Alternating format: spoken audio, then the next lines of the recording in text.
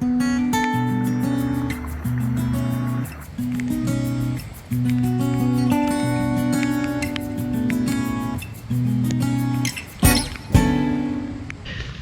welcome back to the channel, and I say it like that because anybody who's watched many of my videos knows that my days off, I was working at a bank, frequently are holidays, and for some reason here in Knoxville this tends to be how holidays go. I wouldn't say it's pouring down rain, but it's definitely raining. So if you notice in the back of the truck here, got a little something new. We'll talk about that more as we go. I say we'll talk about that more as we go. The problem is going to be that this camera has the GoPro Media mod, so it's not water resistant even in the slightest. So I'm going to have to use my GoPro 6, which is tucked up underneath the seat. Going to put that on the chest mount. Hope you guys can hear me okay. Otherwise, I will try to do a closeout of the, maybe after I edit and see how it sounds, and kind of tell you guys about why I have two Jacksons stacked up over here, and then the Hobie loaded up in the truck. So very happy about it. Sorry if I sound somber. I'm still a little unsure. It's the most money I've ever spent for a kayak. Tried it out, really liked it. We're gonna get out there and see how it does today. I will be lying if I said that wasn't a little bit of a battle to get launched and out here. It's at this point in the editing process where it's become apparent to me that using a GoPro 6 in the pouring rain with no external mic is not going to give me very good audio. So we are switching over to voiceover mode.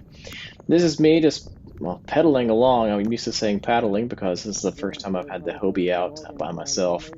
I actually just purchased it recently from a friend locally. You guys probably know who he is, but I don't know if he wants me to say where exactly it came from. But anyways, it was a little bit of a struggle to get it into the water. I'm going to change the way I do it next time. But also the ramp was extremely covered in algae. It's a really rough concrete ramp, but that is kind of negated by the amount of mud and algae. But I'm pedaling along. It's pouring down rain. I'm talking about how I have a cheap Frog Togs rain suit, and it held up great. And a little bit of foreshadowing there that maybe I didn't fare so well at the end of the day. And truthfully, I was able to wring the water out of my underwear when I got home. I was absolutely soaked. So a little bit of foreshadowing there. If you see onto the right over here, there is a giant boat coming up the river. And that is a member of the Vol Navy, respectfully going up to the Missouri-Tennessee game that was going to happen the next day. And here I'm just talking about how nice it is to pedal and how fast I'm going, and the fact that it's really quiet when you're pedaling versus paddling. So you actually could hear a little bit of what I was saying if I had my regular GoPro set up. So I will stop talking now. We'll take on these waves and jump into the fishing.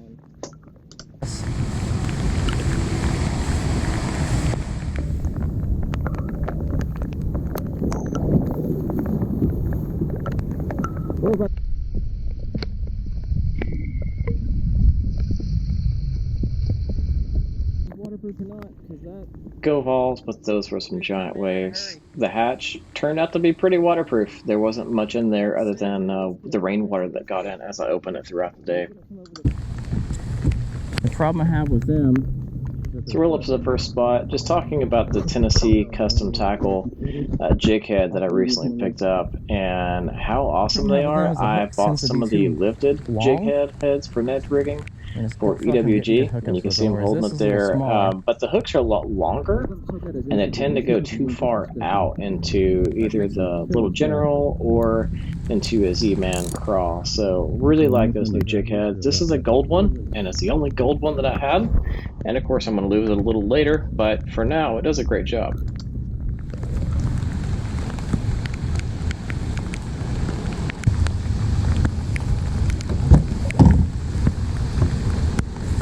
That was quiet and stealthy. Smacked my water bottle with the paddle.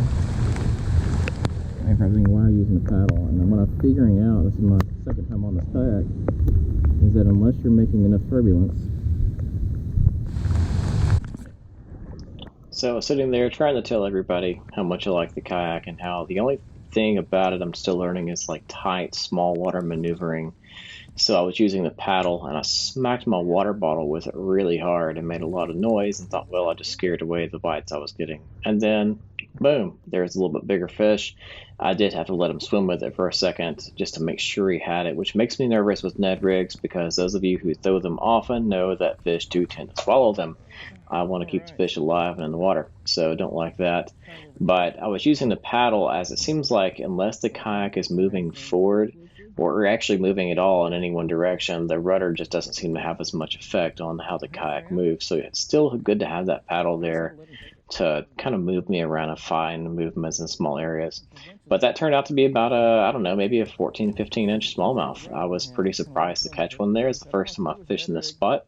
And I didn't make it a bigger deal at the time, but that was the first fish I've caught in the new kayak. So I guess as they say, the kayak has been slimed now. But overall, I'm very pleased with the first stop at this little dock.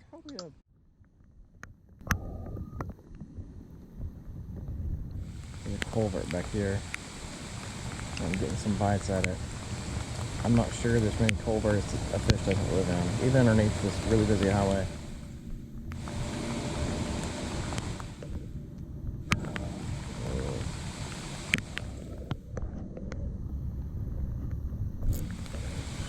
If I got him, or if I got weeds. It's way back in this grass. Hey, there's fish on there. It's like Texas or Florida fishing. You just don't know what you have until you get it in. It's covered in so much stuff. But look at that little guy. I'm gonna give him a little treat. I don't have any treats. Sorry, friend. I'm gonna take your picture though.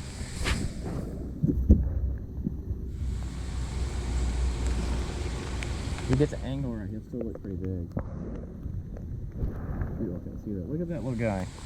If you can see him, all the water spots.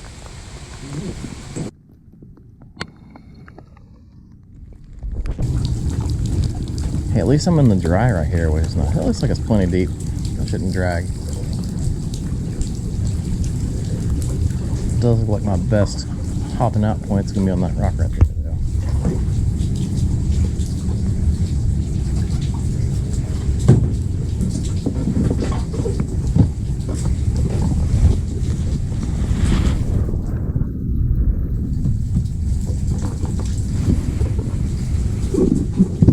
This window weight anchor over there in case kayaks are supposed to put away on me. So I made it over to this muddy, nasty rock that I spied from out on the water.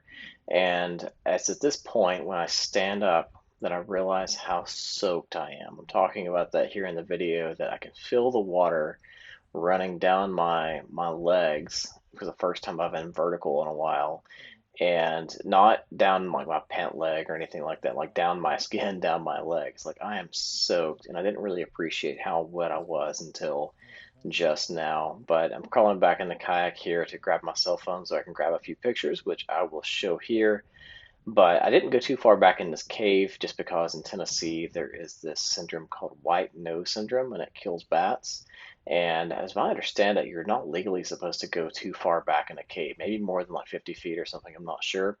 But regardless, it was just nice to stand in the dry weather there for a minute before getting back out on the water. And of course, it's kind of a cool spot to get a shot of the new kayak.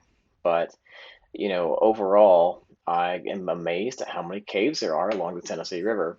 And ones that are easily accessible, I don't usually pass up the chance to at least go and take a peek in. Well, it took some creative anchoring and climbing, but whew, it's nice to be dry for a minute. My hands are all sorts of filthy from climbing up these rocks, but check out this view. Thank you all for watching this far into the video.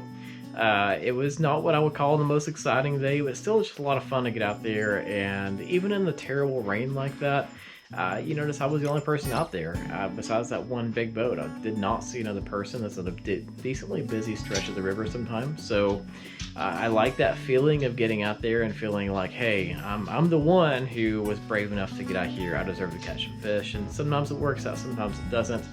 But it was definitely a good time to clear my mind. I did want to show you something. This, you see it, is that Tennessee Custom Tackle EWG Net Head. And you can see how it's kind of small. And what I like about that is the regular size finesse TRD fits on there perfect, along with the crawls and everything. So very impressed with those. He also makes some killer, just regular, like, finesse jigs. And in general, just a super nice dude. So go check out his stuff. But again, thanks for watching. I would say to like and subscribe and all that stuff, but I feel a little cringy saying that because it's kind of expected at this point, right? Like, that's what YouTubers ask for.